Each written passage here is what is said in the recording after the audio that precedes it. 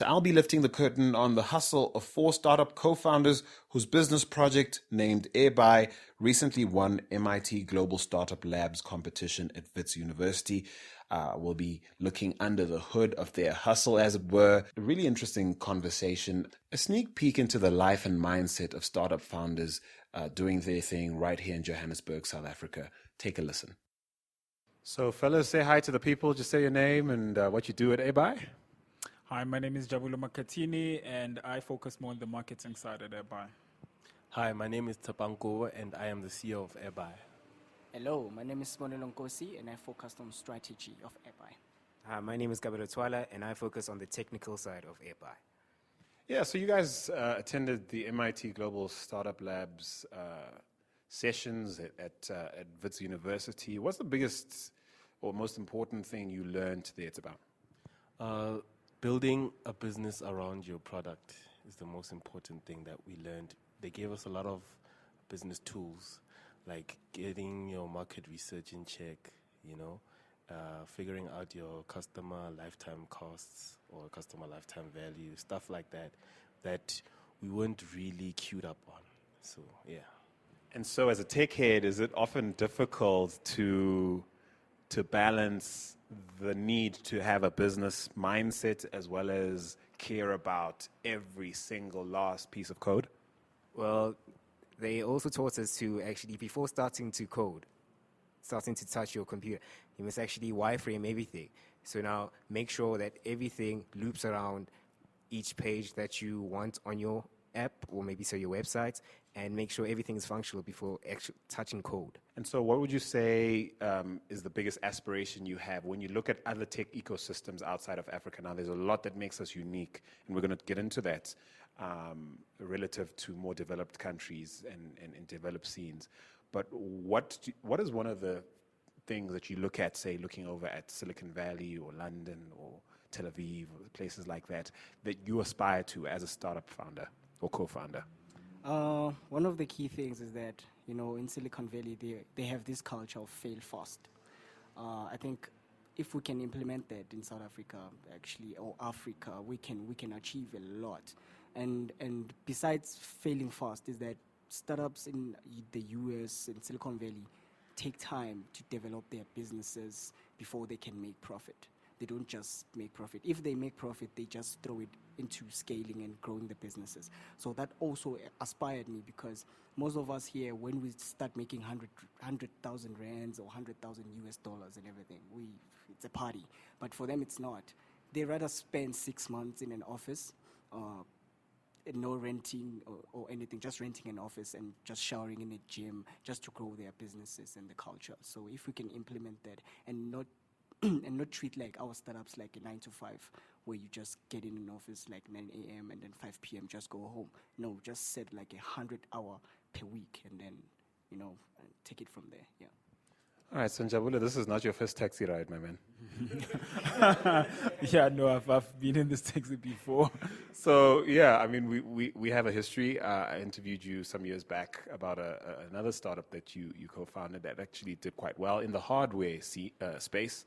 Now, this is a software place. What are some of the things you see quite differently to when you first came on the scene with your boosted technology, which was helping people, which has become quite normal now, but at the time it came out, it was quite a thing to have a device you could latch onto your smartphone that would help you charge it, like extend the battery life, etc. This is significantly different, like I said, in the software space. What have you learned relative to coming to the scene some years ago to where you are now? Definitely, I think a lot of lessons that I've learned. We started Boost, I think, in 2014, and it's more in the hardware. And as you can imagine, comparing software to hardware is difficult, especially in our country, Africa, or in our continent, because there's a lot of parts that you need to import and a lot of things involved. But I think overall, one thing that I've definitely taken up is one point that Sibonelo mentioned in terms of like failing fast. It's very, very much key to zoom out of your business so that you can view it strategically. I've learned to sort of be able to stand back and view your business outside of it, because you get involved in a lot of things and in the day-to-day runnings, and sometimes you don't even see when you sort of hitting the wall. So I think especially with software and with when you're trying to build a project or a company that is fresh and that is breaking new grounds with whatever is happening out there, it's very much tricky because you need to get it right. You know, I think the most important thing is proving a business model that works, you know, and I think those are simply the lessons that I learned in terms of from where we started with Booster to where we are right now. What would you say is the most important metric to track, broadly speaking, as a startup CEO, Tsebang, and a startup CEO on the African continent? Now, we know that if you are in Silicon Valley and you get certain traction as far as, say, Facebook likes, you know, that might extend your runway in that scenario. Not so much here, not so much here. So given that, like, speak to what are some of the most important metrics for your business specifically, and the discipline required to focus on those things and not be taken up by the fact that you guys are getting to go to Portugal and you've won this competition. Just from our perspective, because we are still in the pre-revenue stage, but it comes down to like what we do on a day-to-day basis. So we tend to set goals, and the hard thing about achieving those goals is having the discipline and commitment to working towards them. So like, fortunately for us now, we have a mentor who helps us with the business, and that has really helped us in terms of getting things done. What kind of mentor? In a technical sense or in a business sense, or both? In a business sense, because we're trying to build a business around our product. Things like Facebook likes, they don't, like, for us, it's not really, it doesn't really count. But if we have your contact details, it's something that we can use, because the Facebook likes don't translate to people signing up on our page. I suppose in terms of growth metrics, and the point I think you're making and I'm trying to make as well is being committed to metrics that are directly linked to hardcore things like revenue and profitability, yeah? Yeah, true. I think also adding, taking from where what Tsebang actually mentioned, I think also one thing that we've sort of realized is the facade that comes with being a tech startup. Being funded does not mean success. I think we follow Crunchbase. There's a site called Crunchbase, which is only dedicated on informing you of the startups that got funded. But the concern is no one actually tells you what happened to them.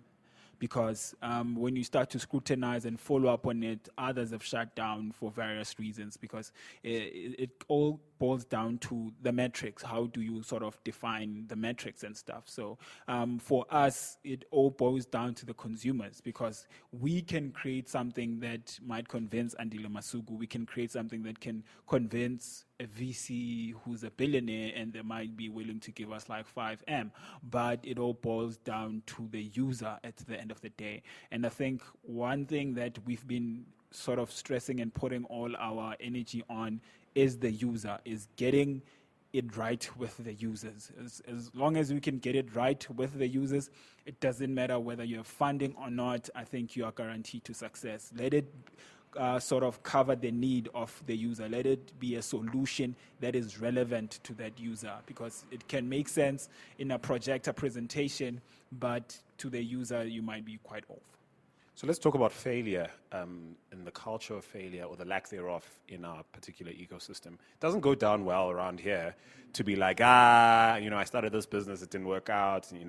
I've had massive arguments with people I love who mean quite well, who, when I hold up my scars, I see a beautiful picture, whereas they see just like all these L's all the place, everywhere, and it's frustrating to me because other ecosystems get to celebrate and learn from failure.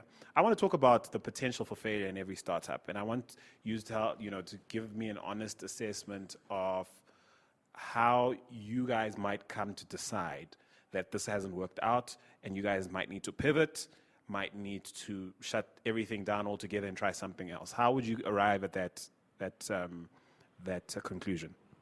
We've actually spoken about this, where we discussed maybe say this project doesn't go as planned.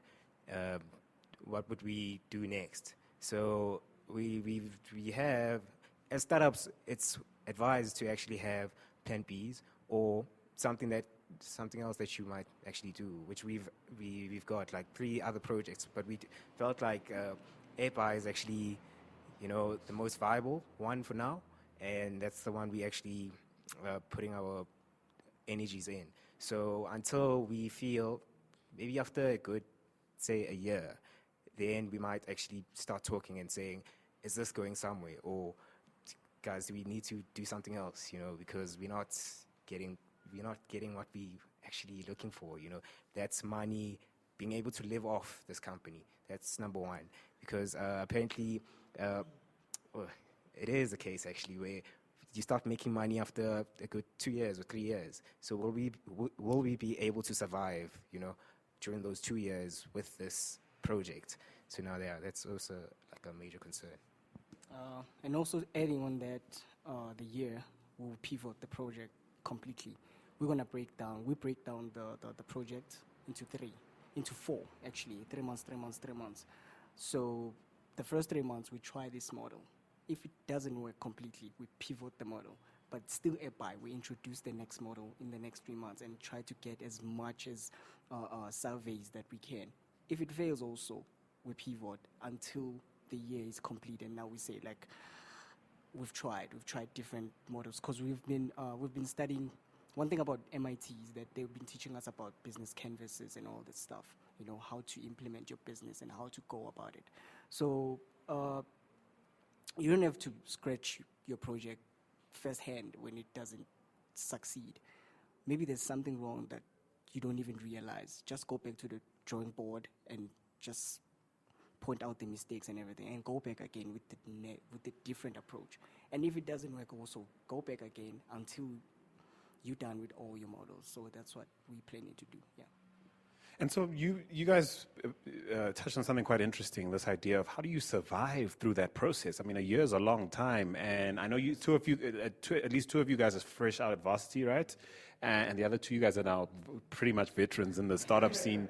Goodness knows how you've been doing it, but on a practical level, speak to people who are listening to us in our biggest audience outside of Africa is the US and the UK. And people are fascinated about the experience, about your experiences, starting something from nothing, and how people survive it. So talk me through how you 4 are surviving it. Yeah, it's rough. August was the worst month. So to survive in terms of money, because what we decided as a group is that we just going all in. We're not taking full-time jobs and stuff like that. And because of that, now we have to get creative on how we're going to get money, since Airbuy is still not making money for us yet. So for me, I'm also a photographer. So I get I get money from doing shoots, photo shoots. And I'm fortunate to be I'm friends with the DJ, so he always rolls around. So I just shoot wherever he is, and I get to meet different people from clubs and whatever. Sometimes I take people's numbers, send them photos, and then ask them questions based on our products, just doing market research. Yeah, so yeah. Hustle and flow, papa. Yeah. And Jabulo, he hooked us up with this other events company, so we work with them at times and get some money there. So it's just getting money just to stay afloat, but we always remind ourselves of what it is that we're here for. we're here for the business. Everything else is just to help us survive. Do your families do your families understand? Do your significant others understand? How difficult is it to sort of translate the passion you have for this, and what really, for people who can't see what you see the way you see it in your head, how difficult has it been to enthuse the people in your lives to the vision you guys have? For me, my grandma still doesn't understand what I'm doing. Because the moment I left Bloemfontein for Joburg, you know, I was going to study law. I studied law. I have a law background. But along the way, I was like, nah, I'm a startup now. She was like, what's that? What are you doing? Computer. So every time when she sees me, she's like, we're working with computers. But they always want to see that chunk. They're expecting you to show up with something. A house, a car, but they don't understand that it takes time, you know what I mean? Even the guys from Angry Bird took them like 58 years to get Angry Bird out. So it's patience and patience and patience, yeah. So I guess also communication is very key, and learning to actually speak with people you have relationships with, especially people that you're under, like your parents, like your immediate parents. It's hard. It's very hard, you know, especially being like a fresh graduate, you know. I had to teach myself how to do websites to actually, you know, get some more money, you know. We all actually know a bit of WordPress, you know, so that we can actually live off something, you know. Yeah, so that's how we surviving for now. And guys, I want you to speak to your contemporaries across the continent. I think it's so sad how disconnected we are. I was at Demo Africa some weeks ago and met these amazing people. In fact, I met you guys there. Yeah. Actually, no. I can't believe I couldn't remember. I didn't. Anyway. So I met people like you, but you guys met like amazing entrepreneurs from all over the continent. And it's sad. You know, I was inspired on one hand, but I was really gutted to think that we're pretty much just there. Many of those people are just as distant and strange to us as someone sitting in Silicon Valley. And that's really sad. And it's one of the things we're trying to change with, you know, the African Roundup. We're in Bram, people, in case you thought we were faking a location. Yeah, so what do you want to say? Like heart to heart, man to woman in many cases, startup founder to startup founder. What do you want to say to our African brothers and sisters listening to us right now? I think personally, as Africans, we bigger and stronger than we think. I think maybe globally, other people in other parts of the world view us as starting off, or I don't know, a bit sort of victimized kind of a thing. But for the fact that in such unfavorable environments, we are able to stand firm and start companies and that grow to be something amazing. I think that shows you the power we have as Africans. And I think it's a point that you are mentioning that I've also noticed. And I think us collaborating more and sort of having a lot of things that we do and engage with each other, we can have greater strength to not even need anyone from the Silicon Valleys of the world or anything like that, but us just collaborating together, even doing business together. I mean, if you do something and you are connected to the whole of Africa alone, you're good. You do not even need to scale it out of Africa. So I think we are missing a lot from being so disconnected and everything. You know what got me off on, especially on Demo Africa, is that two guys who were doing the same thing were opposite each other, and that kind of broke my heart because these guys are doing the same thing, but they don't even know about each other. Probably it's the same savers that they're giving out, and for them not to know more about each other and be able to be like opposite each other, because like it costs confusion to many people, and also it's for them it's like, okay, what are we doing here? Because now you be trying to sell the product that your neighbor is selling at the exhibition, and it's pretty bad for business, and exactly for reputation it's pretty bad. So with us it's that we don't have union. I would say let's unite, and by that we'll know who's doing what and who's not doing what. I'll know what my neighbor is doing, and I'll try and tweak instead of me competing with him or her, I'll be like, look, I'll be the guy who's sweeping at your salon. You're cutting the hair. Like, for example, you're cutting the hair, right? I'll be the guy who's sweeping. You're the tech guy. I'll be the encryption guy. And with that, it's like the good relationship and the growth of Africa rather than competing with one another. Yeah. And another thing is that as tech guys or startup guys, like, go out to entrepreneurial events, meet people. That's where we met Andile. We, just meet people, go out there, meet people like you. Don't just stay there working on your product, Yeah. And when you can, travel, right? Like you guys are about to do. Yeah, when you can, travel, Yeah. Open yourself up to the world. And so in the spirit of sort of letting Africa in on your hustle, and how can people get in touch with you and track your progress? We'll be watching for every pivot. Yeah, definitely. People can definitely get in touch with us. Our website is www.airbuy.co.za. Feel free to hit us up if you want to partner, if you want to work together, if you want to be a client, anything. We're just open to just engage with anyone across the world. Yeah. Fantastic, guys. You guys, your families ought to be proud. Your mothers would certainly be proud if they could see you now. And I'm really excited to see what's the vibe that's starting to take hold of Braamfontein.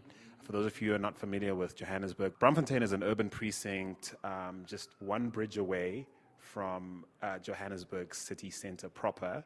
The bridge is the Nelson Mandela Bridge, which crosses right over the train tracks, where we're actually staring at them right now.